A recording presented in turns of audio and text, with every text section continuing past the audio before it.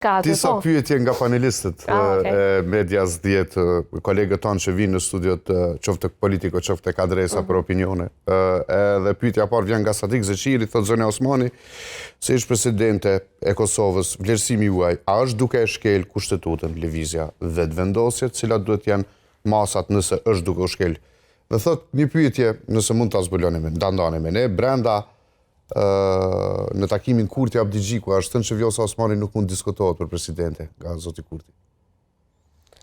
Jo, nuk është thënë. Nuk është. Po përgjigjem të kjo e dyta, jo, nuk është thënë një gjë e tillë nga zoti Kurti, për shkak se ne nuk kemi shku te propozimi i emrit, unë kam kërkuar nga kryetari i LDK-s më njëherë pas zgjedhjeve që emri im mos të propozohet. A është shkelje kushtetuese dhe Ilir Deta ka të njëjtën pyetje, thotë çfarë masash politike ligjore do të ndërmerrni në kushtetuese? Në kundërshtim të shkeljes, në fakt, vendimit. Iliri e konstaton që ka shkelje të vendimit për vendimit të aktgjykimit të gjykatës kushtetuese të qershorit 2025, po është shkelje e afatit. Ajo çfarë është e paqartë është pasoja kushtetuese. Për fat të keq, ai aktgjykimi i gjykatës kushtetuese ka përcaktuar afatin detyrues, por për dallim prej normave tjera kushtetuese, kur një institucion nuk themelohet, nuk konstituohet brenda afatit, që shkon në zgjedhje, për shembull nëse presidenti nuk zgjedhet brenda afatit ose nëse qeveria nuk zgjedhet brenda afatit, te kuvendi nuk ka përmend se cila është pasoja. Pra për momentin prandaj edhe ne si LDK në deklaratën tonë e kemi quajtur këtë situatë paqartësi kushtetuese sepse nuk dihet se cila është pasoja e një situate të tillë.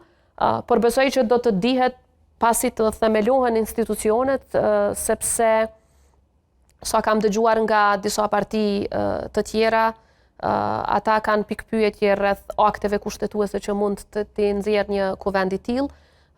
Ne, siç e thash, qëndrimi ynë është që sa i përket pasojave kushtetuese për një situatë të tillë është totalisht e paqartë. Unë pata dërguar një lëndë në gjykatë kushtetuese pikërisht duke parashikuar që do të vim te kjo pikë. Por fatkeqësisht ajo ju dha në dorë gjyqtarit Llaban, për cilin ne kishim raporte që nuk e mbron as kushtetutën, as sovranitetin e Republikës së Kosovës, dhe prandaj e pata tërhequr, por kjo megjithatë nuk do të thotë që gjykata nuk ka pasur të drejtë që të vazhdojë që ta shqyrtoj. Madje është folur një kohë të gjatë që gjykata është në proces të shqyrtimit të asaj lënde, pra nuk e di nëse do të dalin ndonjëherë me vendim për të, apo do të presin që dikush nga deputetët të dërgojë lëndë të re, pasi të ketë akt nga kuvendi. Për momentin është situatë e paqartësisë kushtetuese, po afati është shkelur, pajtohem totalisht që afati është shkelur, sado që unë personalisht nuk jam pajtuar me këtë interpretim, më ka duk absurd, sepse është dashur që presidenti t'i ketë 30 ditë, por pastaj deputetët t'i kenë 30 ditë për ta konstituar kuvendin, se çka nëse presidenti e konsumon krejt 29 ditë e gjys, deputetëve nuk është e drejtë të jipet vetëm një gjysdite, por kjo është thjesht, kjo nuk e ndron realitetin që aktgjykimi i gjykatës kushtetuese ka dhënë një afat të qartë, afat në të cilin sot ka shkelje të qarta, por megjithatë për pasoja kushtetuese nuk ka asgjë nga gjykata.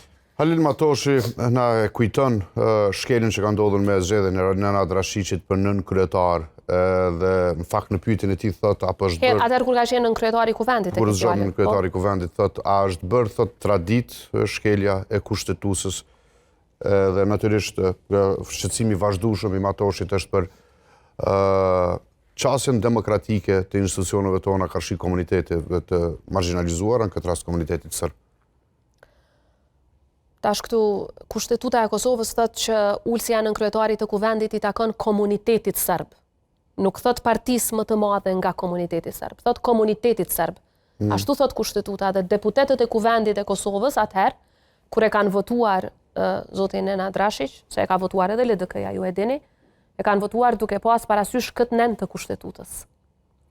Gjykata kushtetuese njëherë nxori një vendim që nuk gjeti asgjë të keqe nga zgjedhja e Nenad Rashiqit, por zgjedhje që të merrej me një çështje komplet procedurale, që kryetari atëhershëm i kuvendit, zoti Basha, e kishte bërë apo nuk e kishte bërë, herën e dytë e ndryshoi qëndrimin dhe tha duhet patjetër t'i takoj partisë më të madhe. Pra, unë nuk mund t'i fajsoj deputetët e kuvendit për atë vendim që e kanë marrë, as juridikisht, për shkak se kushtetuta është e qartë që thotë i takon komunitetit serb, e as politikisht, sepse Lista Serbe është parti e cila ka marrë pjesë në shkelje të sovranitetit dhe të rendit kushtetues të Republikës së Kosovës.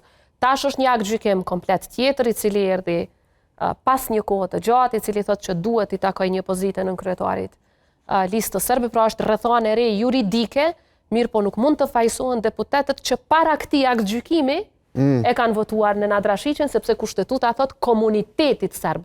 Dhe në Nadrashiqi serb është, apo jo? Po. Pra komunitetit serb ja kanë dhënë këtë